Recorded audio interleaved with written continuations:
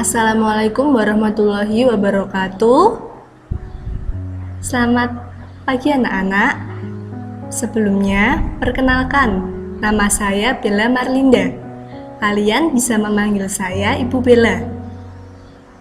Di SMP Negeri 2 Kalasan, saya mengampu mata pelajaran Bahasa Indonesia. Akan tetapi, pada kali ini, saya tidak akan membahas mengenai Bahasa Indonesia. Sebagai tim MPLS, saya akan membahas mengenai kenakalan remaja. Di sesi kedua ini, kita akan bersama-sama berdiskusi mengenai kenakalan remaja. Mungkin dari adik-adik ada yang sudah mengetahui apa itu kenakalan remaja. Mari kita bahas bersama-sama. Nah, di sini saya akan membahas mengenai 5 jenis kenakalan remaja. Di pojok kiri atas itu ada gambar coret-coret di dinding. Di salah satu dinding di Yogyakarta. Kenakalan tersebut bernama apa?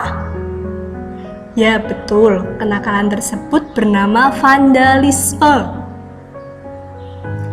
Mungkin dari teman-teman ada yang sudah tahu apa itu vandalisme? Mari kita diskusikan. Nah, di pojok kanan atas itu ada gambar mengenai bullying. Bullying juga termasuk ke dalam kenakalan remaja. Nah, di pojok kiri bawah ada gambar anak yang sedang menonton laptop. Nah, itu menonton pornografi. Pornografi juga termasuk ke dalam kenakalan remaja. Lalu di sini ada jenis kenakalan yaitu memakai nafza. Memakai nafza juga termasuk ke dalam kenakalan remaja. Dan yang terakhir adalah geng atau perkumpulan yang meresahkan. 5 itu akan kita bahas bersama-sama pada sesi kali ini. Yang pertama, vandalisme. Di pojok atas ada gambar coret-coret. Jelas itu merusak suatu karya seni sehingga itu mencemari lingkungan, mengganggu ketertiban dan mengganggu kenyamanan orang lain. Nah, vandalisme itu tentu perlu suatu pencegahan. Lalu bagaimana pencegahan dari vandalisme? Pencegahannya salah satunya dengan mengedukasi mengenai vandalisme. Edukasi bisa dari guru, bisa dari orang tua, ataupun orang-orang yang paham mengenai vandalisme. Lalu yang selanjutnya ada bullying. Nah, bullying itu bisa dilakukan secara fisik, bisa secara verbal. Bullying ini bisa dilakukan oleh seorang ataupun sekelompok yang merasa lebih kuat secara fisik, secara mental, supaya korbannya itu menderita. Dampaknya apa? Sangat banyak sekali dampaknya. Bagi korban itu ia merasa takut, merasa sakit, merasa kesal, merasa malu, tidak pede, depresi, kesepian. Lalu bagaimana cara mencegahnya? Bisa dengan membangun karakter anak sejak dini. Bisa juga dengan mengedukasi ataupun mengajarkan bela diri, menanamkan jiwa pemberani. Itu adalah beberapa di antaranya. Selanjutnya adalah pornografi. Apa itu pornografi? Nah, pornografi itu bisa berupa tulisan, bisa berupa gambar, bisa juga berupa film. Kenapa kita tidak boleh melakukan pornografi? Kita tidak boleh menonton gambar-gambar, tulisan-tulisan seperti itu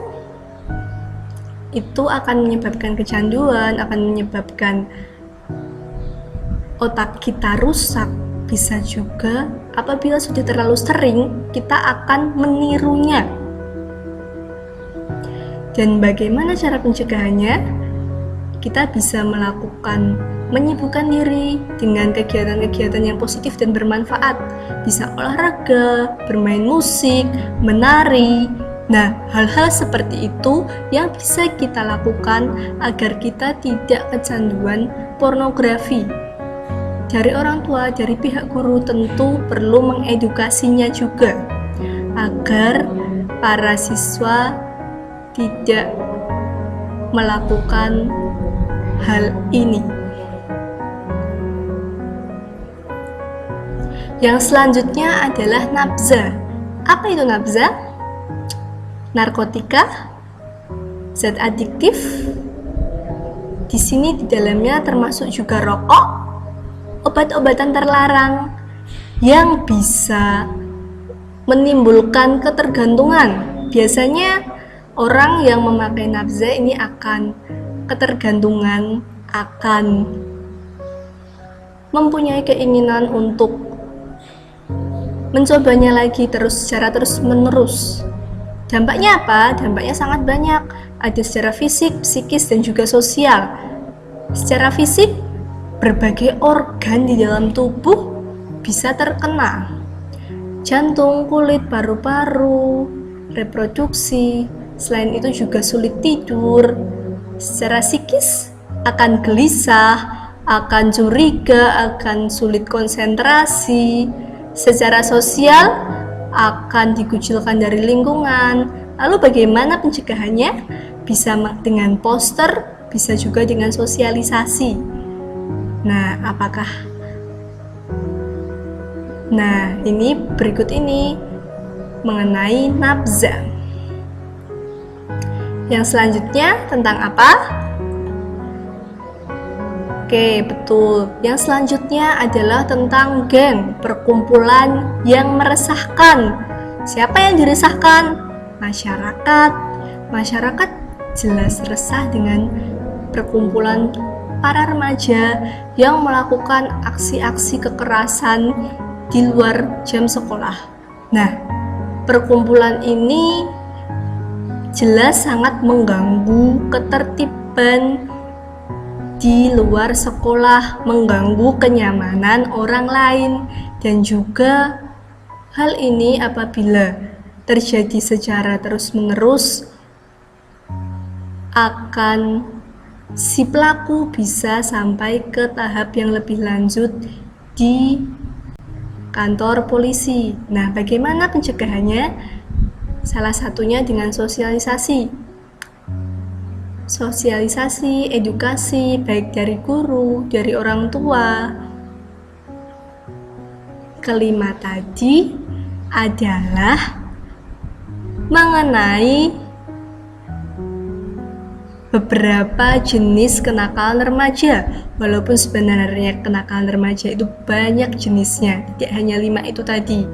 Nah, itu tadi yang sudah kita diskusikan. Terima kasih. Semoga bermanfaat.